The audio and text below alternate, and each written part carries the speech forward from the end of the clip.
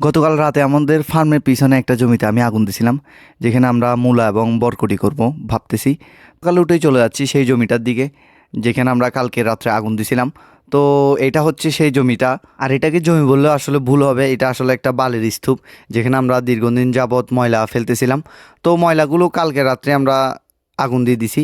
তো এখানে আসলে সৌদি আরবে অধিকাংশ মাটি বালি জাতীয়, আর এই বালিতে কিন্তু সবজি ফলানো অনেক কষ্টকর। প্রতিদিন ঠিকভাবে পানি দেওয়া, 3-4 বার করে পানি দিতে হয়। তার মধ্যে বালি, যেহেতু বালিগুলো আর শুকাই যায় তাড়াতাড়ি, তারপর একদিন যদি পানি মিস হয় মনে করেন পুরো ফসলই নষ্ট হয়ে যাবে। তার মধ্যে তো রোদের তীব্রতা আছে, আর ইদানিং তো এমন গরম পড়তেছে যে বীজগুলো অঙ্কুরিত হয়ে ড্যাম ফাটি বাইর হওয়ার আগেই মরে যাচ্ছে। আর যেহেতু রোদের কারণে ইয়াগুলা গরম হয়ে থাকে, বালিগুলা অনেক গরম হয়ে থাকে, এখানে তো খালি পায়ে হাঁটাই যায় না। তো পানি মাসলি 2-3 বার দিতে হয়। তো এটাই একটু কষ্টকর আর কি। তো আমাদের রোলগুলা প্রায় রেডি হয়ে গেছে, এবার খালি রোপণ করার পালা।